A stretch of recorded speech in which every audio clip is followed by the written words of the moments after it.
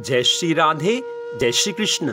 मंदिर श्री बंसीवाले महात्मा YouTube channel की ओर से हम आप सभी भक्तों का हार्दिक अभिनंदन करते हैं।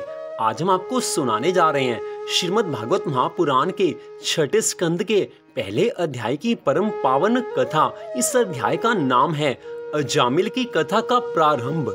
बोल श्री राधा कृष्ण भगवान की जय। बोल श्रीमद् भागवत महापुराण की जय। श्रीमद् भागवत महापुराण के स्कंद 1 से लेकर स्कंद 5 तक की कथा को आप सुन चुके हैं। तो अब श्रीमद्द भागवत महापुराण के छठे स्कंद के पहले अध्याय की कथा, जो कि इस प्रकार है।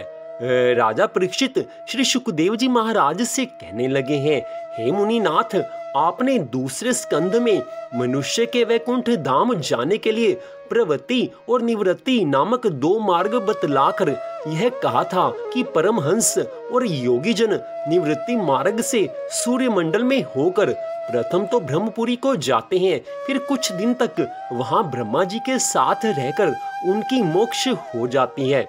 और जो प्राणी माया के गुणों से बार बार जन्म मरण को प्राप्त होते रहते हैं, वे प्रवृत्ति मार्ग से पहले चंद्रमंडल में पहुंचकर अपने कर्म के अनुसार स्वर्ग आदि का सुख उपभोग करके पुनः इस संसार में जन्म लेते हैं।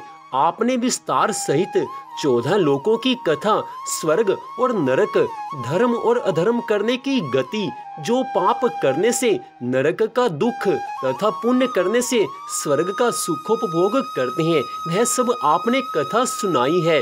और राजा स्वयंभु मनु, प्रियव्रत, उत्तानपाद, देवहूति, ध्रुव आदि एवं उनकी संतानों का समस्त इतिहास और 7 द्वीपों, 9 खंडों तथा 7 समुद्रों का वृत्तांत, भूमि का विस्तार, भूमंडल आदि का आपने वर्णन किया है। किंतु अब मैं आपसे ऐसा धर्म सुनना चाहता हूँ कि जिस धर्म का पालन करने से महापापी और महाअधर्मी मनुष्य भी भगवान के धाम को प्राप्त कर सकें। अतः आप कृपा करके उस धर्म का वर्णन कीजिए जिससे सभी प्राणियों का उद्धार हो सके। राजा परीक्षित के ऐसे वचन सुनकर श्री सुखदेव जी महाराज कहने लगे हैं कि हे परीक्षित, जो प्राणी मन वचन कर्म से जानते हुए भी पाप करेंगे, उन्हें उस अधर्म के बदले में नरक अवश्य ही भोगना पड़ेगा। अतः प्राणी को उचित है कि वह मनुष्य शरीर प्राप्त करके सदैव अपने कल्याण का प्रयत्न करता रहे। जो प्राणी मनुष्य शरीर पाकर भी अपनी मुक्ति का उपाय नहीं करता, वह अपना जीवन व्यर्थ ही व्यतीत करके अंत में पश्चाताप करता है। यदि मनुष्य से कोई भी छोटा बड़ा कैसा भी पाप बन जाए तो शास्त्र के अनुसार थोड़ा बहुत प्रायश्चित अवश्य कर लेना चाहिए, क्योंकि जिस प्रकार उपचार के बिना रोग नहीं जाता, ठीक वैसे ही बिना प्रायश्चित के कभी पाप नष्ट नहीं होते। यह वचन सुनकर राजा परीक्षित आज श्री सुखदेव जी महाराज से कहने लगे हैं, हे महामुने, जानबूझकर पाप करने वाला जो एक बार प्रायश्चित करने से पवित्र होकर वो पुनः पाप करे, तो उसकी मुक्ति प्रायश्चित करके किस प्रकार हो सकती है।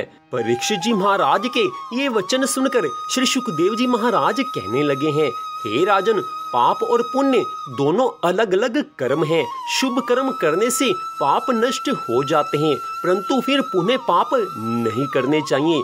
जो रोगी औषधि का सेवन करके संयम से नहीं रहता या कुछ दिन संयम करके पुनः खट्टा मीठा कुछ गलत खा लेता है, फिर तो उसका रोग और भी अधिक बढ़ जाता है। जिस प्रकार हाथी स्नान करके उन्हें धूल उड़ाकर अपने शरीर पर डाले, तो उसके स्नान करने से क्या लाभ होने वाला है। जितना शीघ्र कल्याण ज्ञान प्राप्त होने से होता है, उतना शीघ्र शुभ कर्म करने से नहीं होता, परंतु संयम से रहने वाले का रोग नहीं बढ़ता। अतः शुभ कर्म करना श्रेष्ठ है, क्योंकि कुछ दिन बाद उसका अवश्य उद्धार हो जाता है।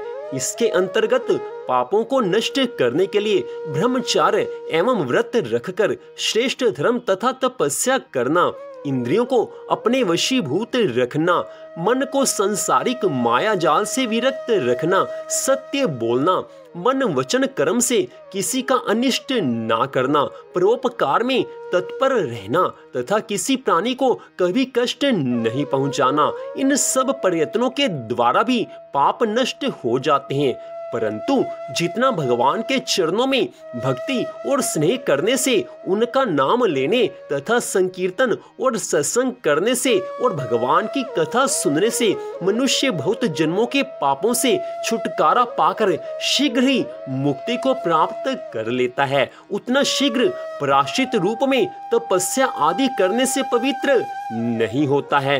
भगवान की कथा सुनना, भगवान का संकीर्तन करना, भगवान का नाम लेना, ये सबसे बड़े धर्म है। इन धर्मों का जो पालन करता है उसके सभी पाप एक क्षण में नष्ट हो जाते हैं।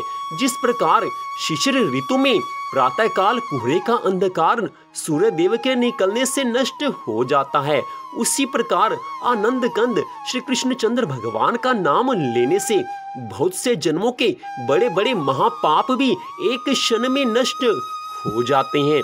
जिस प्रकार पृथ्वी पर वृक्ष और फल उत्पन्न होते हैं, उसी प्रकार मनुष्य भगवत भजन और भक्ति करने से मनोइच्छित फल को प्राप्त करता है।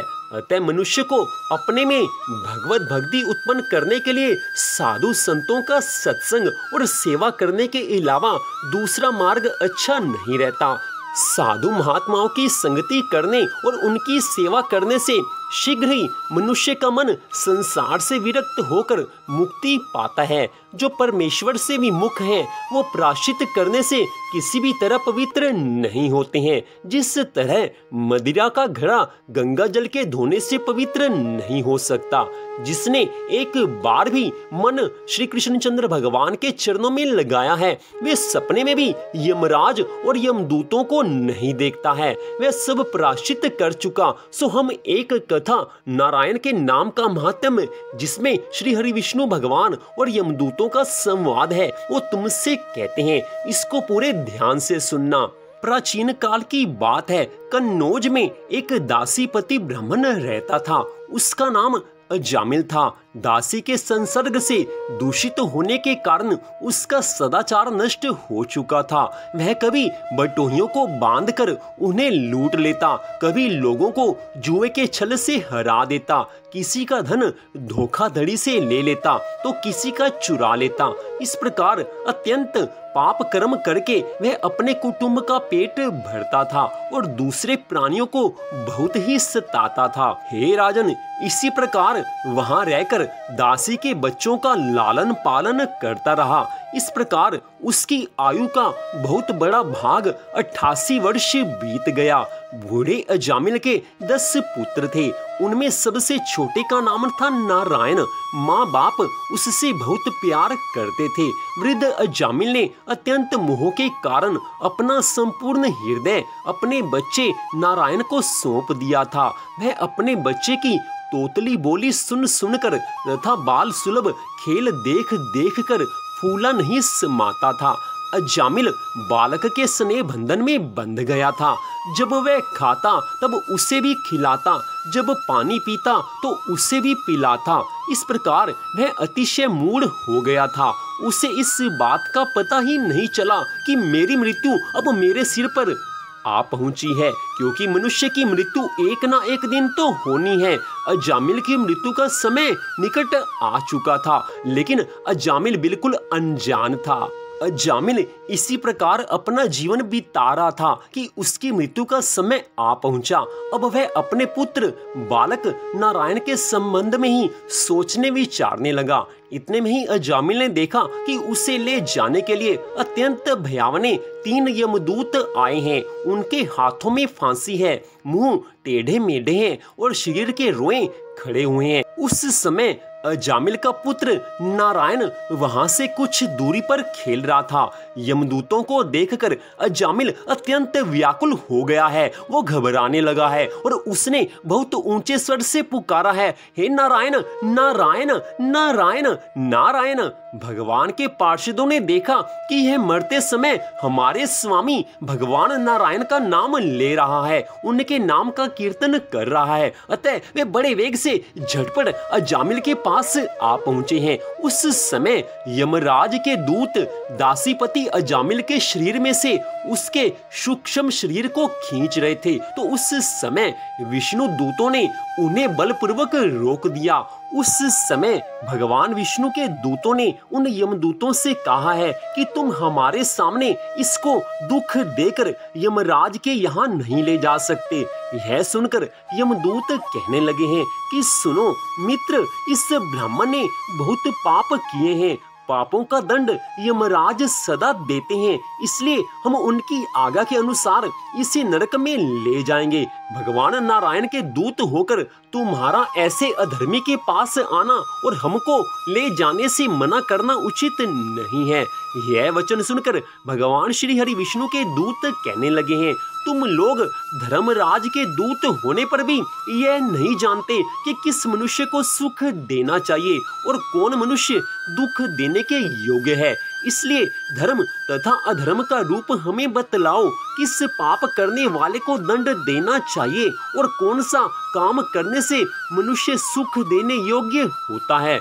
यमदूत कहने लगे हैं कि वेद और शास्त्र में जो शुभ कर्म लिखा है उससे धर्म और जो अशुभ कर्म लिखा है उसको अधर्म समझना चाहिए। वेद तथा शास्त्र का वचन भगवान श्री नारायण जी की आज्ञा के अनुसार है। पाप तथा पुण्य करने के साक्षी सूर्य, चंद्रमा, अग्नि, दिन, रात्रि, दिशा और वायु आदि देवता हैं। उन्हीं लोगों से धर्म का समाचार पूछकर मनुष्य को सुख और दुख दिया जाता है। ऐसा कोई जीव संसार में होगा जिसे चलते फिरते उठते बैठते पाप और पुण्य ना होवे। यह अजामिल ब्राह्मण के घर जन्म लेकर विद्या पढ़ने के उपरांत शास्त्र के अनुसार गुरु, माता पिता श्री हरि विष्णु भगवान, अग्नि और सूर्य देवता की भक्ति रखकर कर्म तथा धर्म से रहता था। एक दिन पिता की आज्ञा के अनुसार जंगल में लकड़ी, पत्ता और पुष्प तोड़कर लिए जाता था।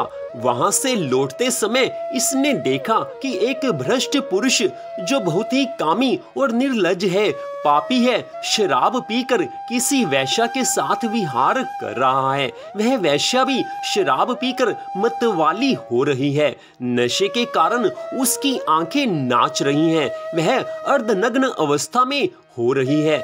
ऐसी अवस्था में वो पुरुष उस वैश्या के साथ कभी गाता, कभी हंसता और कभी तरह तरह की चेष्टाएं करके उसे प्रसन्न करता है। दोनों काम के वश में होकर पाप का आचरण कर रहे हैं। उस समय अजामिल ने इनको देखा है। यद्यपि अजामिल ने अपने धैर्य और ज्ञान के अनुसार अपने काम वेग से विचलित मन को रोकने की बड़ी कोशिश की है, परंतु पूरी शक्ति लगा देने पर भी वह अपने मन को रोकने में असमर्थ रहा है। उस वैश्या को निमित्त बनाकर काम रूपी पिशाच ने आज अजामिल के मन को ग्रस लिया है। उसकी सदाचार और शास्त्र संबंधी सब चेतना नष्ट हो गई है।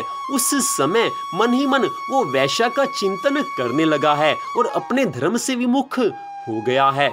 अजामिल सुंदर सुंदर वस्त्र, आभूषण आदि वस्तुएं जिनसे वह प्रसन्न होती ले आता। यहाँ तक कि उसने अपने पिता की सारी संपत्ति देकर भी उस कुलटा को प्रसन्न किया है, उस वैश्या को रिझाया है। पापी अजामिल ने उस वैश्या को प्रसन्न करने के लिए सब कुछ धर्म कर्म का त्याग कर दिया है और इसने अपनी विवाहिता पत्नी का भी परित्याग कर दिया।